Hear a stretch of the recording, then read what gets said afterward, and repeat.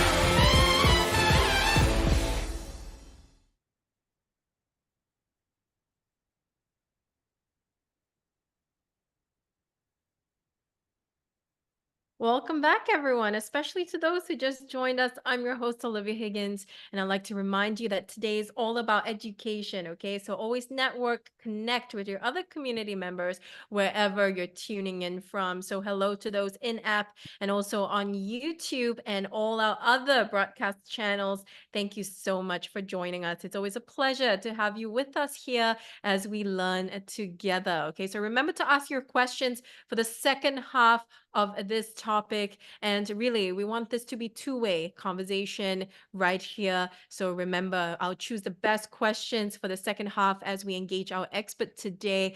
So let's hop right in. Today's topic, Singapore's next Prime Minister and also a year of global elections. Very exciting. Now, what can you expect and what can you do next with this info? And also some revelations in the market and what to look out for. So today with me, let's welcome Chief Market Strategist from Mumu, Singapore, Isaac Lim. Hi, Isaac. Hi, Olivia. Good afternoon to you and to all our users who are streaming in and listening in. Right, it's a pleasure to be back here in the studio once again. Yes, it's great to have you back on this show. I mean, last week we covered you going into the outlook, right, for the second half of the year and also just general macro commentary. But Mhm. today we're really zoning into the election year. How exciting is that? And also last week we had our new PM come in, from Lee Hsien Loong to Lawrence Wong, and people are talking about it. They're still talking about it through these social media channels. But today, we want to hear your insights for our active investors tuning in. Now, before that, for those who don't know you, who are you, and what is the objective of today, Isaac? Right, thanks, Olivia, for that quick short summary of today's session. Right, so for those of you who do not know me yet or have yet to speak to me, right, just a quick introduction about myself. My name is Isaac, just like Olivia had earlier introduced me. I am currently the Chief Market Strategist over here at Mumu, Singapore. So previously, I came from an institutional background, and I just really wanted to share a bit more knowledge and reach out to more of the retail crowd, which is why I made a move over to Mumu, Singapore. In my spare time, right, I'm also currently the co-chair of the Singapore CMT Association. And what we really do is just a gathering of people who are passionate about investing and trading and also technical analysis. So that's a little bit about myself. And for what we're going to cover about today is just like what Olivia has shared earlier. It's really about the new Prime Minister Lawrence Wong that we have in Singapore over here, and also this global year of elections. What does it mean for the world and especially for Singapore? So I hope to be able to share more with you as we go through today's session. Thank you. Let's hop right in, Isaac. Now, could you give us some context on what our viewers are in for in the year of global elections? I mean, there's just so much happening this year. So what can I expect from a macro point of view? Yeah, so as you can see from my slides, right, this year is the year of global elections. 2024 is a record-breaking year. I read on a Bloomberg report that there are at least 64 countries that are going to the polls this year, and it's not just any polls, right? Across the globe, we are seeing changes in regimes, right? Changes in presidential leaders of countries, changes in the parliaments across the globe, right? So that would definitely have a lot of ramifications for the world at large. Now, on my slide, while there are at least 64 elections that are happening this year in 2024, I have already listed down only 8, but these 8 are those that I think would really have quite a strong impact on the world, on geopolitics, going forward into the rest of 2024 and at least for the next 1 to 2 years ahead, right? So Taiwan has already concluded its election. Okay, that really is an interesting one to watch, because the leader that has been elected is really from the party that is reportedly known to have very strained relationships with China, right? They believe that Taiwan should be an autonomous region and an independent state as well, right? And then we move down the list. Of course, South Africa, South Africa, they are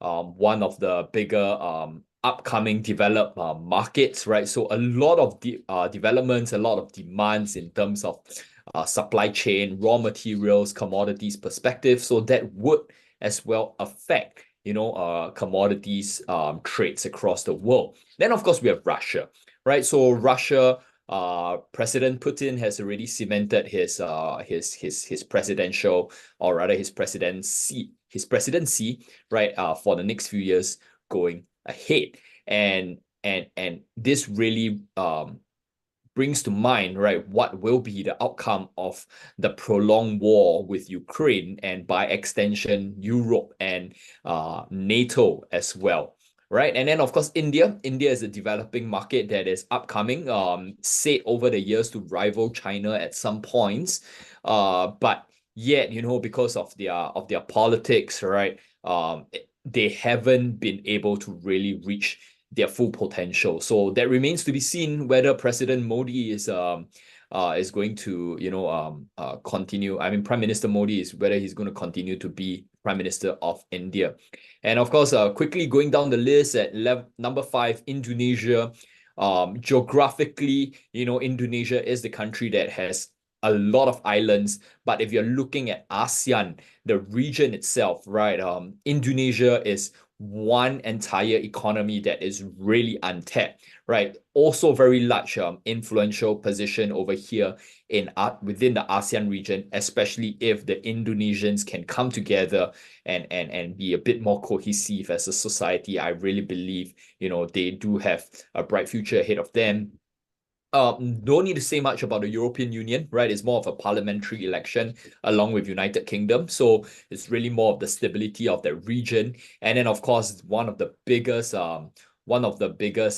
elections that the world is watching this year is the rematch between President Joe Biden and the previous president Donald Trump over in the United States, right? So I have actually highlighted in this small picture here, right, the two elections to watch would be the parliamentary election in the European zone, in the Eurozone, and then of course towards the end of the year we have the US presidential election. So those are the elections that we're watching. Those are the elections that really I see would have a long-lasting impact globally and also within the Asian region going forward for the next 1 to 2 years.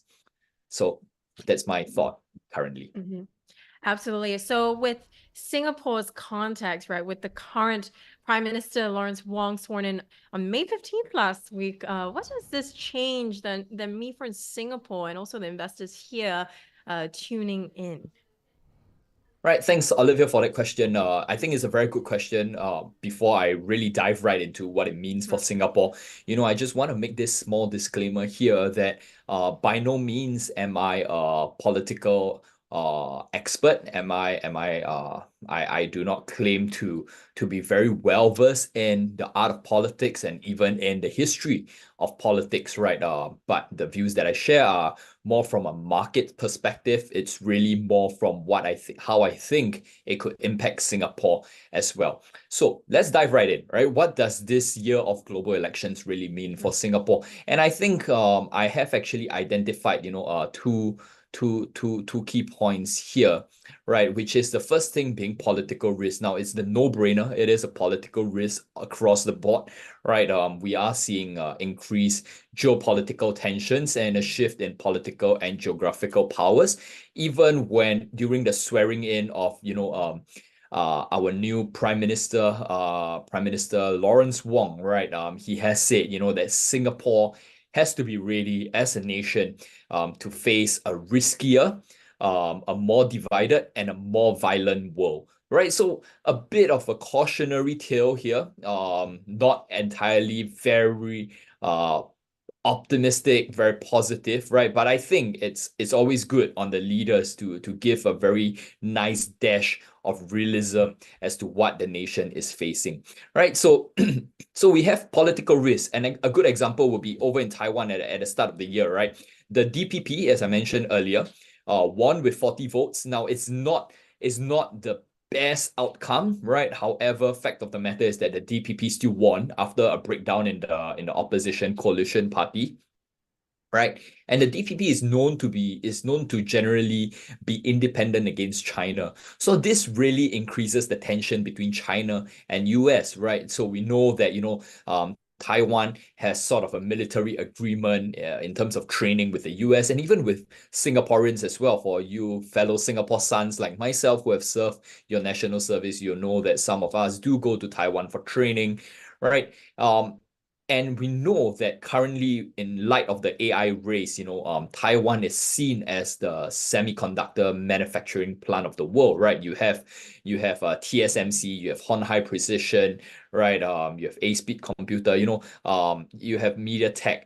These are the big counters that have to do with semiconductor chips, wafer fabrication, and in a race for all these raw materials, right? Taiwan then becomes a sort of a flashpoint and a very important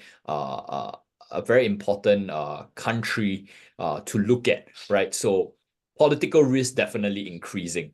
Right. And then, of course, we have economic and supply chain risk, right? Different leaders will have different allegiances. A change in leaders will also see a shift in domestic policies, right? And of course, given the high interest rate and inflationary environment that we are currently in at this point in time, right? We're going to see all this supply chain risk. So given just brings to mind at the back of my head, when Ukraine and Russia, the war first broke out, right? I think it was Minister Chan Chun-sing who really had to fly down to Ukraine to ensure that, Singapore still had a steady supply of eggs, right? So is this kind of things that, Singaporeans, we should not take for granted, that over the years, whether we like the incumbent ruling party PAP or not, fact of the matter is that our ministers over the years have done a good job in securing good relationships with external countries and external parties to actually be able to collect all this supply that we need, all these raw materials that we need, with as little disruption as possible, even though there are wars that are ongoing. Right. So these are some of the risk drivers that I see going forward for Singapore. Back to you, Olivia. Thank you, Isaac. So really coming out of Singapore and then going into what active investors might want to do. I think naturally, I think a lot of people are writing in the comments as well that, they look at historical data, for example, right? And they see particular trends, right? So what can our active investors really learn from historical data of previous elections? Let's start off with the US. Yeah, so I think at right at the start, okay, if you were to look at the US, okay, just give me a moment, right? All right, okay. Yeah, so if you're going to look at the slides that I have, I think it's yes. The first slide that I have would actually be, the US presidential elections against the S&P, right? So if you look at the past, the way I've broken this chart down, okay, is of course S&P has been on an upwards trend for as long as anybody can remember, right? But I've broken it down just looking at the past few presidents sitting and the time of their rule or the time of their administration, right? President Obama won back-to-back, right? Presidential election. So he was a president for 8 years running. And actually, his performance, despite what the media would tell us, his performance was actually really the best, right? So he inherited a market that just shortly came out of a global financial crisis back in 2008, right? So he took office on February 2009. Now, in the first year of him taking his office, right, the S&P actually grew by a staggering 50%. Okay, and then as time went on, of course, the S&P has recovered, drifted. We don't see any real swings, right? It was actually a very steady flow, right? I think this is slide number 9, right? So we can see a very steady flow in terms of the upwards trend of the S&P. And then, of course, if you look at under President Obama, the second time that he was voted in, okay, the S&P, okay, the first year following the second time, which a bit confusing, the first year following the second time, which would then be his 5th year, right? The S&P actually grew by 22.76%, right? So at the top of the chart, I actually put that for the first, don't mind the word, all right? It shouldn't be the first year, it should be the first term, okay? So the first term that Obama took power, took administration over the US, right? The S&P actually grew by 105 106 points, right? 106%. That was very, very impressive. Now, moving over to President Donald Trump, despite his very protectionist America First policy, and he likes to bang the cymbals, clang the cymbals, bang the drums, and say that the stock market really rose under my watch.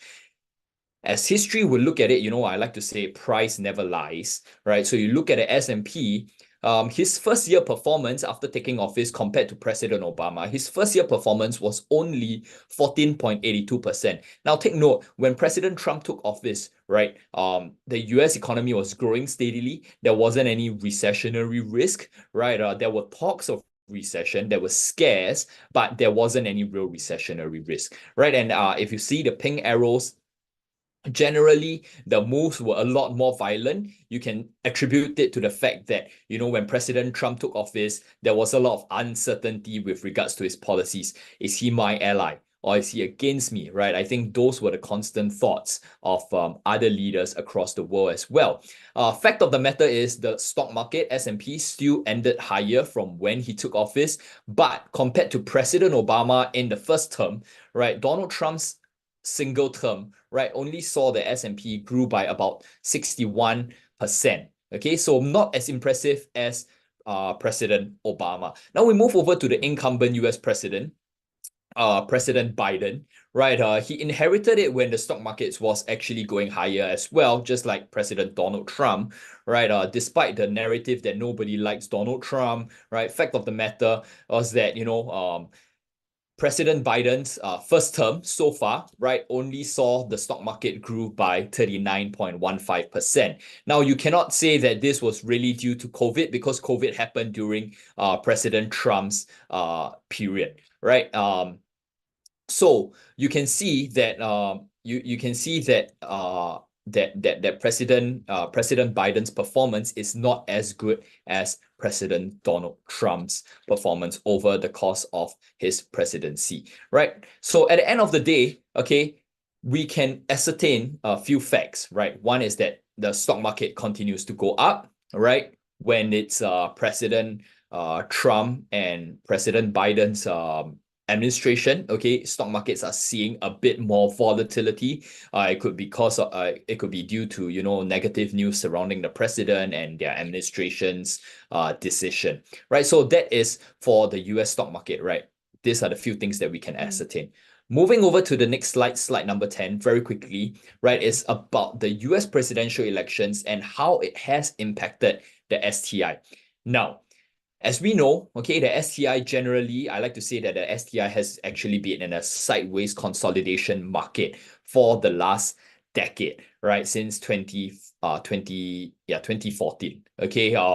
But you know, what we are interested about is how the US presidential elections actually impact the STI. So as you can see, again, I've segmented the STI to President Obama's 2 term of presidency, and then President Trump's 1 term, and then President Biden's current term. Now, if you look at President Obama's presidency, right, at the start, the first year that he took office, all right, it was very, very promising. Yes, we just saw the bottom of a financial crisis. You know, a lot of people lost their jobs, a lot of people lost their money. But looking at the market itself, looking at the STI itself, you know, the STI actually grew, you know, by a very strong 72.5% from the lows of 2008, right? So President Obama, as mentioned, you know, when he first took office, I think a lot of people had renewed hope in this very charismatic individual who is sure of what he's doing. He did not sound, he wasn't, he didn't sound confused. He sounded very sure, very confident. And I think that's what people like in a leader, right? But at the end of the day, after the recovery of the STI never really did recover to its previous highs, right? It just sort of just went into a sideways consolidation that we can see under President Obama. Now, moving into President Trump, right, I think for all that it's worth, it wasn't exactly very good. The STI did not perform very well under a very volatile character like President Trump. He had a lot of fiery speeches. He had a very protectionist policies, right? It was America first, make America great again, right? And if you're not against me, where America is the greatest nation, then you are my enemy, right? He took that rhetoric, right? And a lot of showmanship, right? The first US president to have ever stepped into North Korea's what do you call that? North Korea's territory, right? But again, right, for what it's worth, okay, the first year that President Trump took office, okay, we saw the STI grow by 13%. Okay, even though the STI ended lower at the end of his term. Moving on finally to the incumbent President Biden, right? We can see that when it's President Biden, President Obama, where they are a bit more toned down, not such a volatile character, the STI tends to move sideways by quite a bit. All right, unlike the volatility presented when it was under President Donald Trump. So President Biden's first year, how it impacted the STI, not very impressive if you ask me. STI only grew by 10%. Right, and it has been consolidating sideways in a tighter range ever since. But compared to President Donald Trump, I would say the STI speaks for Donald Trump that under Donald Trump, the first year performance was a lot better. So to sum up these 2 slides, right, what can our investors take away, right? Purely from the STI, letting the price action tell us the story, is that, you know, for the US side, stock markets are still going to go higher, okay? We still would ideally, the investors would still ideally prefer a leader that is more charismatic, more confident, more sure of his or her policies, right? Not someone that is very volatile, right? And of course, the US stock market is going to grow. Can't say the same for the STI. STI, first year after presidential elections, the STI tends to grow. I would like to give an average number, but the disparity is too great here, right? End of the day, after the first year, right, when the smoke and the dust has settled, the STI tends to go back into its sideways consolidating phase. So that is really what I think our investors can look out for in the run-up to the US presidential election, and even whether President Trump wins, President Biden wins. Good thing is that as investors, we already saw a glimpse of how Trump runs his administration, and we have also seen how President Biden runs his administration. So I think those are very important points for investors to take away. Great points there. And for setting the global context, primarily driven as well by the US context, and everyone's definitely talking about it as a hot topic this year. Now, if we come to Singapore, I know Isaac already touched on that a little bit, but I want to go deeper into this. For those active investors based in Singapore, what can they learn about these global elections, but also in Singapore, historically, what can we learn and how does that relate back to the Singapore market? Because we covered a lot about how the global context affects us here, but what about us affecting the rest of the world? Any insights on that? Okay, thanks, Olivia. I would refer to my next slide, slide 11, right? Where this is really just looking at how the Singapore elections have actually affected the STI, right? I think the yellow lines were just looking back at the past 4 elections, right? We currently, no matter how you look at it, right? Singapore has effectively been ruled by the PAP. Okay, and there really isn't any big changes to current Prime Minister Lawrence Wong's government cabinet, right? I mean, the PMO actually had some changes, right? His office had some changes. Quite the most changes, if you ask me, the only one that didn't change was DPM Heng Swee Keat. His role, his position didn't change. Former Prime Minister Lee Hsien Loong and former DPM Teo Chee Hean were promoted to senior ministers, right? And then we had Minister Gan Kim Yong be promoted to DPM, right? So it's a buddy, it's the COVID task force again, right? Prime Minister Lawrence Wong and his buddy DPM Gan Kim Yong now running the PMO, and then the cabinet, we didn't really see any shift, right? With only just an introduction of a few faces. And if you look at this chart, the STI, the STI, right, the past few elections, okay, starting all the way back, right, let me toggle the screen a bit. Yeah, all the way back in 2006, right, you can see that after the elections was concluded, after Singapore general elections were concluded, right, the STI actually took a dip of about 11%, right? Before, rallying higher. And then after that, going into 2008, that was where we saw the STI do a sharp drop, right? And then moving a bit up the timeline, right? In 2011, right? After the general election, okay, we saw the STI dip once more, okay, by about 9%.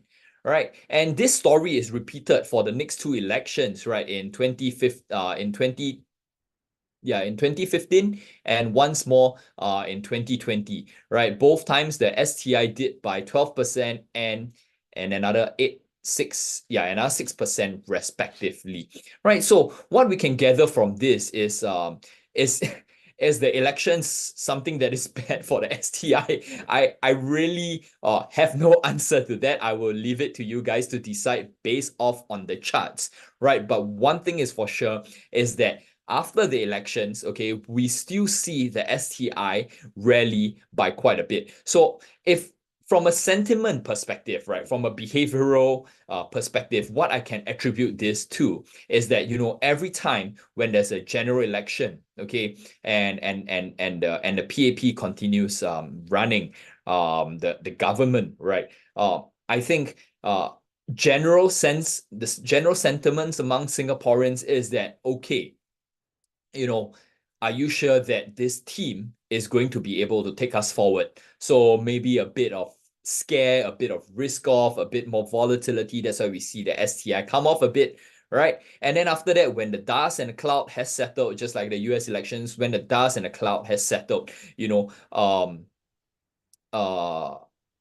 then that is when investors' confidence starts to come back into the markets, and then we start seeing the STI climb higher from there, right? So just based off on how the STI has been performing compared to the elections, I think that is the thought that I would actually gather, right? I just have one more point to make, which I failed to make earlier. I think I want to go back to my slide number 7, right? From a leadership perspective, right? Slide number 7, you'll be able to see. So some of the challenges faced by Singapore in light of this handover, right, would be geopolitical climate, right? I already mentioned earlier, Singapore new leadership is really at an inflection point, right? Where you really have to balance the skills very well. On one side, you have US, which is our largest foreign investor and critical military power. On the other side, you have China, which is also our largest trading partner, right? So, this is the geopolitical climate that we are living in, right? Coupled with inflation, you have the cost of living, right? And then you also have changing demographic and trends that our government will have to deal with. It is an aging population. Fact of the matter, it is an aging population, right? My parents belong to the baby boomer era, right? We call them boomers. Okay. And in a world that is more connected, right, through social media, people are becoming more disconnected. We talk to each other less, but we talk to our phones more. So there are different societal needs and expectations, right? According to Maslow's hierarchy of needs, right? I think we can see that we are already moving away, right, from the lower rung of the pyramid to the higher rung, where people want to be more open-minded, self-actualize, is what can society do for me rather than what I can do for society. And in light of all this, yeah, we seem to be moving away from the traditional 5 Cs, right? Some will argue, yeah, we're moving away from traditional 5 Cs because it is unachievable in light of the inflation that we're seeing, in light of the 9% GST. But I think if we were to look at it from a different point of view, given that the Singapore story has been set in a very nice manner, right?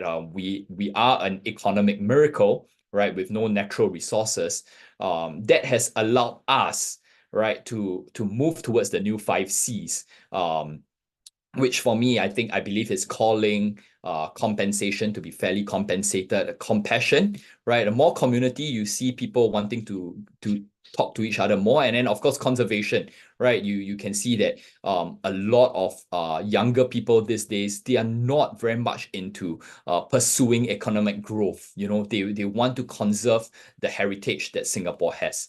So to wrap up, to wrap up the question that you posed to me, what all this means for those of us based in Singapore, how do we go forward? I think the question that I have is, when it comes to our leadership, a change of gut, right? Can our leaders, the big question that I have in mind is, can our leaders not just protect Singapore interests, right, but at the same time advance our interests as well? And with that is the thought that I would leave you guys to think about, right? Something to think about other than just the market performance.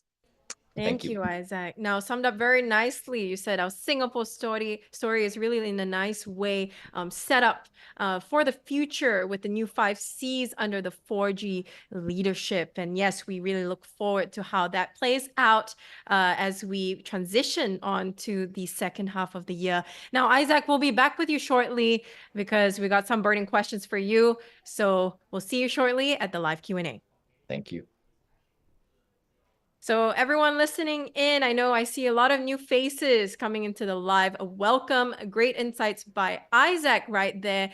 Don't worry if you missed out the first half of the fireside chat. You can always tune in for the replay. We will share some details for the second half later on, okay? So now that you've heard the analysis, I want to show you how you can apply that on your Mumu app. So if you have your phones with you, do follow with me. Get it ready right now because I'll show you how you can access certain markets and navigate through the app as a short live demo for yourself so that you can apply what you learn on a practical scale, okay? So if you have your app with you, you open it up, you go to the Markets tab, And you can see over here the overview of all the markets that are available on the Mumu app and also how they're performing just on a macro level for yourselves if you want to have a quick glance of it, okay? You can see if you scroll down, you can see the global index, the index futures, commodities, forex, bonds, crypto as well down here, just to really look as an overview for yourselves.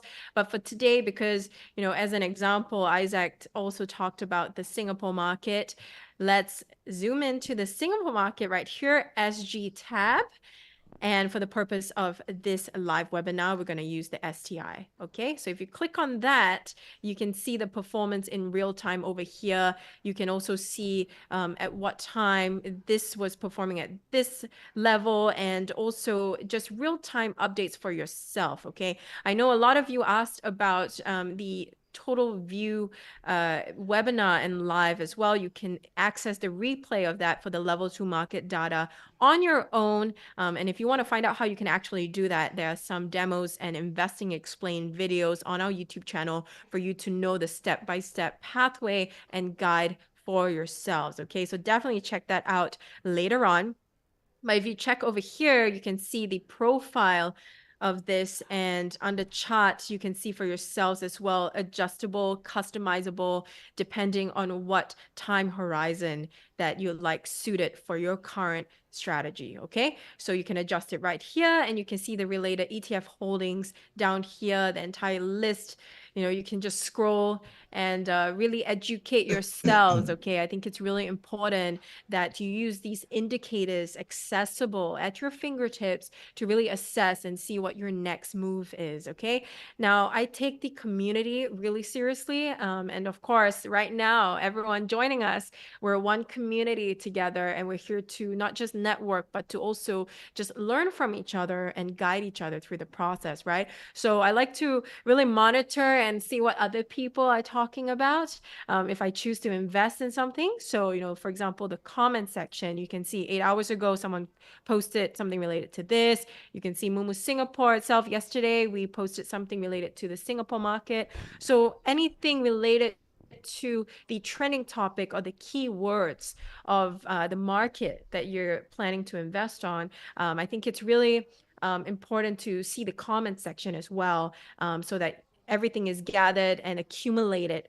for you within that tab itself. Now, if you want to see the particular news, and I would say this is more of the formal news related to this topic, all of this is cross-checked and also cross-referenced with other third-party sources, but also internally now we've got our insights from our Chief Market Strategist himself. We'll share more details of insights later on with the QR code, but I think over here, this is super important. I use this daily just to keep track from just like an overview, right? Sometimes you don't have time to really look at every article in depth. So I think over here, the news or particular announcements and ratings, you can just see it very, very quickly as you commute or if you're lacking time, right? So if you want to go in depth to a particular highlight, you can always see this here on our column pages, just to keep yourselves up to date on the market snapshots and also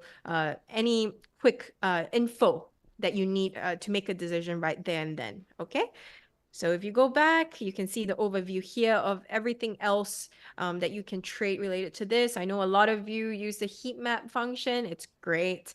And it changes according to the market revelations, right? So everything is customizable and you can filter it according to your own needs. Now, it's important, okay, to keep re-strategizing, to keep learning from these live shows and webinars, because you never know what's around the corner, right? So it's always important to equip yourselves with the right tools to go forward.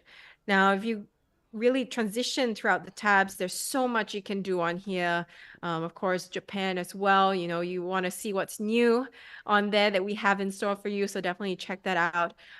But for the live tab replays, it's right here. So you can see we're having the live webinar right here, right now, and I'm seeing your comments. But you can see over here under the Moo tab, very, very easy. Hot topics next to feed, you have the actual live, okay? So this is immediately available for you after the show ends. So definitely go watch it again, see what points that you missed from Isaac, and then leave a comment and also tell me what you think towards the end of the show. Okay, so keep those questions coming. And it's always a pleasure to have everyone on here. Now, I want to take some questions from the audience for the most exciting part of the live webinar. Let's invite Isaac back into the room. Welcome back, Isaac. Hi, Olivia. Glad to be back. Okay, so first question for you. Now, you covered some of the main Southeast Asian countries. You mentioned Indonesia, for example, right, within the elections. But what are your insights related to Vietnam, for example? Wow, great questions, right? Telling you the Moo community never fails to amaze me with their questions, right? So very, very good question. Definitely took me by surprise. First and foremost, I think Vietnam, we have to see it from a developed market point of view. I'm sorry, emerging markets point of view. And with, the concern that we have right now, or rather having spoken to my fellow associates around in different institutions, I still keep in contact with my friends from the institutional side, by the way, right? So I think places like Turkey, places like Vietnam, places like Myanmar, all these countries are what we call frontier markets, right? So and frontier markets are under this group called the emerging markets. So when you're talking about investing point of view, right, you really want to always compare between emerging and developed markets, right? It's just like when you're doing value investing, you want to compare between value stocks and growth stocks. So you can think of developed markets as a bit like value stocks, right? Where you get returns, steady state returns, not very exorbitant, but still steady state returns, right? And then of course you have frontier markets, emerging markets that are a bit more like growth stocks, where your returns are like sky's the limit. But then of course the market, as we all know, likes to reward risk. So for frontier markets like Vietnam, Myanmar, Turkey, this markets are definitely a lot riskier, coupled with the fact that their what do you call that, their financial markets are not as established in terms of regulatory structure, regulatory frameworks. I'm not saying that their financial markets are totally unestablished. What I'm saying is, in terms of regulatory framework, in terms of regulatory structure, their markets are not really there yet compared to Singapore, compared to countries like US, Hong Kong, right? The slightly more developed markets, right? So this is just something that you want to take note of when you are investing into such frontier markets. You want to keep in mind that, okay, the way that institutional investors tend to rotate their cash, rotate their allocation, is that they tend to move from developed markets, and then after that, once the developed markets are really super extended, right, then they start taking profit off the developed markets, and then they start to move a bit more cash and allocate a bit more to these emerging markets. So at this point in time, I have yet to see any real or meaningful signals from price action perspective, from a relative value perspective, that the emerging markets are starting to outperform against the developed markets, right? So at this point in time, I'll say that, look, if you guys want to invest in such markets, okay, never ever step in with both feet, right? I believe it was Warren Buffett who have said it before, if you invest or you trade with both feet, then be prepared to find yourself sinking very, very quickly, right? So always for if you are very certain that now is the time that emerging markets are going to outperform, right, then maybe you can increase your exposure by a bit more, right? But otherwise, for me, it's always, let's test the water first. Yeah, just one phrase that I'm going to leave with you guys, right? The first mouse gets the cheese. The first mouse, early bird catches the worm, but the second mouse gets the cheese. Yeah, the first mouse gets the mouse trap. All right, so always be careful if you want to enter these emerging markets. Right. I love that analogy, as well as the 2 feet and also sinking in, right? So it's always it's always great to, reassess for yourselves and self-reflect as an investor. And also thank you as well to the community members who are helping each other with Isaac's points. And yes, I think it's a great network that we have right now in the chat box. Now, Isaac, next question for you. We've got a Singapore investor here who brought up names like, Temasek, for example, right? Very close relation to the political scene too. I mean, in terms of like funding and also the history component. But I think really coming out into just general Singapore market, what are the other strategies they might want to consider in terms of what they can put in their portfolio potentially related to Singapore market? Right, I think from a Singapore market perspective, it's what I will always say, our local banks are good, right? They are growing. You can see as well during crisis such as COVID, as recent as possible. I have not heard, the local banks firing and doing mass layoffs, even in light of the AI crunch, where since going into the start of 2024, we hear news from left, right, and center, software engineers, tech companies are doing major layoffs. I have yet to see, right, such Singaporean companies actually doing a huge amount of layoffs, right? So from a market perspective, investing, right?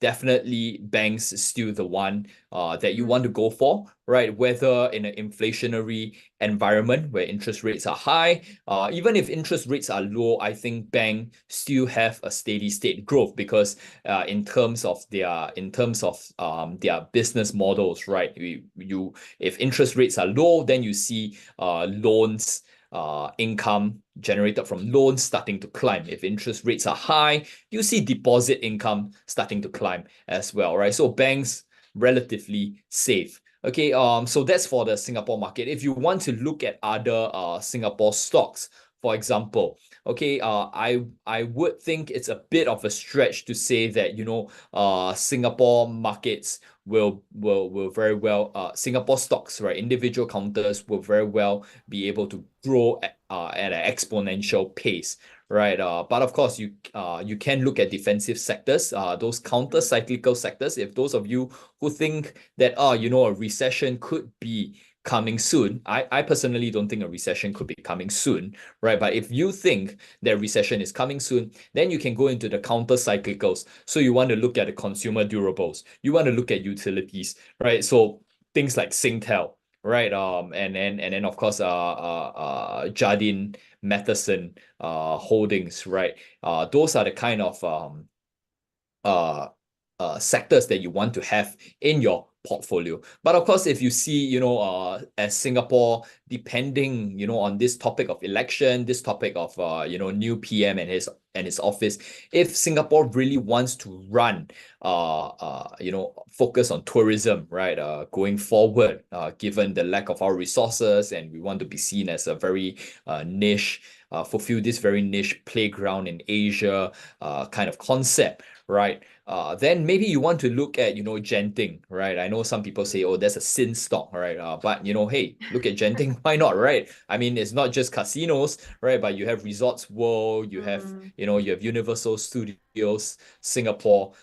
Yeah, so those are some things that you can look at as well. Comfort Delgro, right? I know, transport hasn't really been picking up, but if tourism picks up, then we should see these sectors improve as well. So these are the kind of things that where we can piece together as investors, taking things from a economic policy side of things, and then after that we combine it with what are the sectors that are available in Singapore, and then that's how we can start to build a very meaningful portfolio. I hope that answers your question. Yes, thank you, Isaac. Next question. Now, you brought up in one of your slides about the challenges, right, faced by Singapore's new PM and potentially what we could look out for in terms of trends. Now, you also mentioned, of course, the aging population and also like just different societal needs and expectations with the new generation upcoming. Is there any way they could change this challenge and alter it into potential opportunity for themselves. So, for example, looking at the aging population, right? Are there any companies or sectors they might want to potentially look at to really seek out this opportunity instead of seeing it as a challenge in Singapore market? Yeah, well, I think then we really would have to look at more of the healthcare sector, but not so much the healthcare, right? We have to think Mm-hmm. one step further, right? In terms of services, right? Mm-hmm. What are the companies that can come up with services that are better able to help, the seniors within our society integrate more or make life more meaningful, right? And then through all this technology, companies that can pick up on this technology, these are the companies that could possibly have further growth, further value, right? Off the top of my head, I'll be honest, right now, I cannot think of any singular names that I can point out, but just going with that train of thought, in terms of aging population, you can look at services, right? The services that we provide. Yeah, maybe you can look at infrastructure, right? Companies that are doing infrastructure, maybe capital, right? Or yeah, construction companies, or even yeah, I really cannot think of any at the top of my Mm-hmm. head, so I'm not going to force it. But take for example, capital, right? Or even REITs, for example, REITs where they are holding a pool of what do you call that?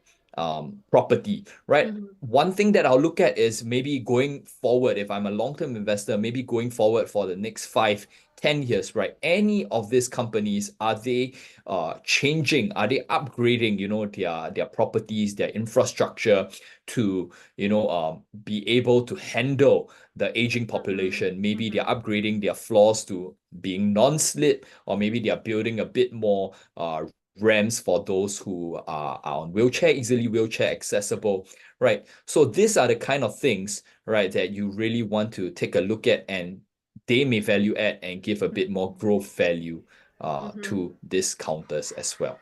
Mm-hmm. Great. Now, next question is pertaining to the Singapore budget, right? I mean, the highlights of that and also the Singapore Green Plan. Now, what are just some potential opportunities they might want to seek out related to the sustainability themes in Singapore and us positioning ourselves as that clean, green future city in Asia, particularly? Yeah, I think this whole topic on sustainability for me is really a trend at this point in time, right? That ebbs and flows, right? It comes and it goes, right? I can't remember, but I think just a couple of months back, there was this article about greenwashing in Singapore, on the whole topic of being, environmentally friendly, sustainability, and good governance, right? So I think if the Singapore government can come up with a framework, right, Mm-hmm. to be able to say, okay, look, this is the overall sustainable ESG framework that we have, right, and we are going to apply across the board, right, to buildings in Singapore, and even if firms that are coming into Singapore, you're going to start here, right? These are the ESG frameworks that we want you to adhere to. I think that would actually be a very good guide, right, for our neighboring countries as well. And Mm-hmm. that way our leaders can once again, take the forefront to say that, okay, look, we are leading in terms of this ESG standards, right, within this region, and Mm-hmm. we are willing to partner with our neighbors to also help them up and improve on the ESG standards as well. Right. But having said that, I think the trick is between balancing between the actions and the Mm-hmm. thoughts.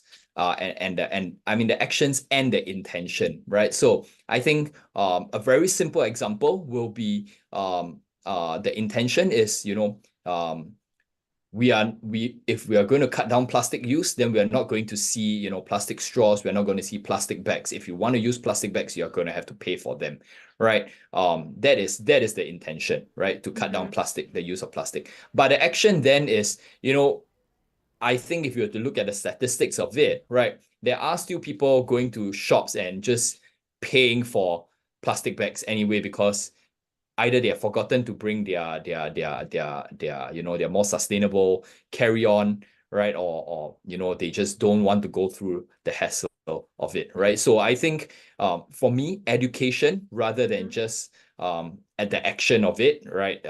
Is more important, right? So if you have the intention, I think it's better to educate rather than just action. And then after that, rather than just intention and then action, which is which is really why, Singapore, we have this moniker, right? Singapore is a fine city, right? You want to stop chewing gum? Okay, fine. You want to stop plastic bag? Okay, pay, right? So yeah, so I think as our society grows, right? As I mentioned earlier, with the youths being more self-aware, self-actualization, right? I think it's not so much about intention and then there's action to pay for it. I think it's more of intention than education. And I think that is the way, for me, I think it will be more meaningful for the 4G leadership to grow our society towards that direction. I think it will be a lot better, and the effects for me, the way I look at it, it will be longer lasting. Absolutely. I mean, in terms of just the infrastructure of Singapore, I mean, a lot of people were also, talking about how they're going to implement the amount of EVs that they're planning to bring in, right? Could you just enlighten us on some of the insights related to the EV market in Singapore from a governance perspective, but also I think more so a financial point of view? Okay, so I'm not from the government, so it's really hard for me to say from a policy perspective, right? But from a potential point of view, right? I think as with the internet, right? I like to liken it to the internet. The idea is there, right? But we may be a couple of years too early still to really implement this. So I was listening to a podcast by I think one of the biggest hedge fund managers in the world, Ken Griffin, and he was mentioning that, back in the internet era, there was a lot of talk about what the internet could do, what the potentials were. And then leading up to the dot-com crash, right? People during the era still didn't see the full potential of the internet, right? After the dot-com crash, they were still left wondering, was the internet a lie? It's only maybe 1 to 2 decades later that we start to see, wow, the internet is really starting to connect everybody together. This is the power of the interweb and all that kind of things, right? So like taking a page out of that book, right? I think it's also the same for the EV. I've spoken to my friends who are in the engineering sector and even in the electrical works area, right? You have EVs. Yes, you have the promise that we're going to build chargers, superchargers around, but Singapore, fact of the matter, we have limited land space, right? It is not easy to just, as and when you say, you want to build a charging station, right? There you have it. You can have a charging station, right? You need to think of the entire electrical load, right, that is required from in terms of an infrastructure side. How are we going to provide the enough electricity to charge all these cars in a car park? Now, if it's an open air car park, right, that is one problem less. But you think a bit further, right? In a multi-story car park in a land-scarce Singapore, right? How are you going to build chargers on every single level at every single lot and still expect the multi-story car park to, hold that weight, right? Yeah. So I think the idea is there, but we're still a few years behind. So I don't really buy into the EV hype as of now. I see the benefits of it, but until more conclusive studies have come out on this EV space and how it really helps the environment, then I think I would buy into it. But as of now, very early to say. A bit tough to really buy into it fully. Thanks, Isaac, for summarizing your thoughts. And also, just to take it a step further, for ESG, particularly because Isaac also shared his personal views and also insights related to this. You've got environmental, social, and governance, but, arguably, most of the time it's the G in ESG, the governance point, that needs a bit more work and implementation. So hopefully with this, 4G leader space that we're having and transitioning into for the Singapore market, hopefully that will be upward upward going into the second half of the year. So thank you, Isaac, for that. I've got a last question for you, and this is related, and thank you as well to the audience member for this question. Now, you also mentioned how Singapore has to navigate, right, going forward between the geopolitical tensions, right? So you're talking mainly the key players, US and China. So for example, in Singapore, we're known as, I guess, the neutral hub in terms of, like, for example, we had the forum between the Trump and Kim Jong-un summit in the past, right? For example, people see that as like the Switzerland of Asia. Now, how does that pertain to markets? In terms of how it gets affected and maintain its sort of neutral zone in the backdrop of all these geopolitical tensions. Maybe you can just quickly summarize as a last question. Okay. Not easy to summarize, Yeah. right? But I think at the end of the day, right, Mm. it's really about being a fine balance, back to that earlier point about governance. I think it's very important that the new 4G leadership is able to protect Singaporeans' Mm. interests and yet at the same time advance, our what do you call it, elevate our presence on the global stage as well, right? The value that I see us being able to act is really to be able to bridge between the East and the West, right? As a predominantly Asian country, not we are an Asian country, right? But predominantly compared between US and China, right? So predominantly Chinese country, okay, we are able to sort of take that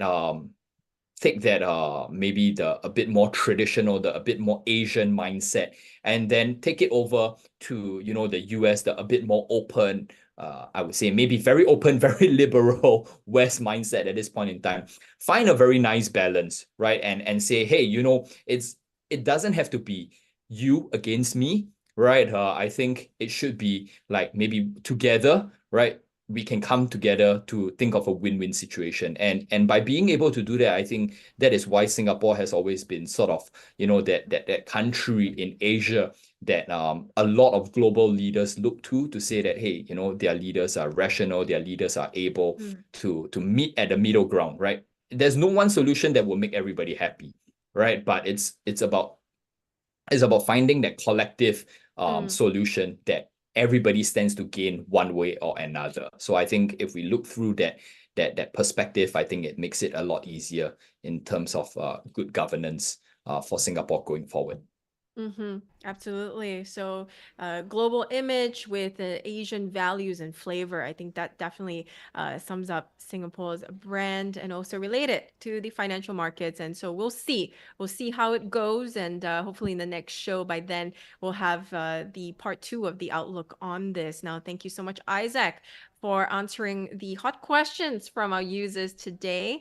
But as a final takeaway, what would you like to leave them with? Yeah, I think thanks so much for all your questions. Thank you, Olivia, for having me on the show. I think there are two main takeaways, right? One is from I would say one is from market perspective, investment perspective, another one is from governance perspective, right? So market perspective, right? Don't get too caught up in oh no, how is this going to impact the markets, right? Just based off on the previous elections, US and Singapore, I have shown you that the markets will do what the markets want to do, right? Opportunities are always there, right? So don't be too shaken up, right? Believe in the long-term trend of the markets. Or in Singapore, in the STI case, believe in the long-term sideways of the STI and not too volatile, right? Mm-hmm. That's one side. That's from the market's point of view. Second, from governance point of view, I think there really isn't any fundamental change if you think about it, right? The PAP is still the PAP. The PAP still forms the leading government currently until the next election, and then we have to see how. But the PAP is still running, is still the ruling party at this point in time, right? So we don't really have to worry too much about transitional problems over here in Singapore, right? The only problem that I think as a nation we should be concerned about is the external forces that tries to influence us, Mm. right? I mean, just leave you guys with a thought, right? A country divided amongst itself will never be united, and in fact, it's more susceptible to external forces. Yeah, so I'll leave Mm-hmm. you guys with that thought. Thank you so much, Isaac. That was Chief Market Strategist from Mumu, Singapore, Isaac Lim, everyone. See you, Isaac, for the next show together. See you, Olivia. Thank you, everyone.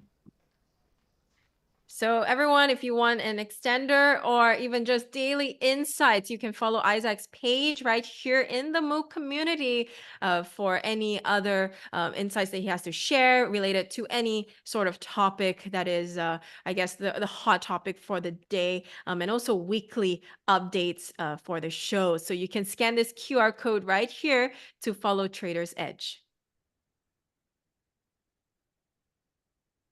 And to the audience, I really promised you, right, the QR code as well to catch the replay of this show and also the upcoming shows that we'll have with experts like Isaac and also other experts from other industries coming on the live. So we are working daily. We're creating and crafting just for you, and we're always listening to what you want to know up next. Okay, so do help us by leaving a comment down below on what you want to see as a part 2, whether it's with Isaac or with anyone else. If there's anything you'd like us to zoom into, leave it down below and we will monitor it for the next show. Definitely scan the QR code right here. We've got 2. And yes, you can take it from there, and that keeps you up to date and in the know of everything that we have in store for you. And of course, here's the next show for you. So definitely book in when it's available online via our broadcast channels, wherever you're tuning in from right here. It will be the same platforms, but definitely notify yourselves and also book in early so that you'll be notified on the day when we go live, okay? Because we're here to educate each other and also learn from each other as one network together, okay? So definitely check this out and we'll keep you updated. As always, it was a pleasure having you with us. We'll see you for our next show, and it's almost the midweek. Now, happy Vesak Day to users in Singapore who celebrate it, and I hope you have a great day ahead. Once again, you're with me, Olivia Higgins, and happy investing.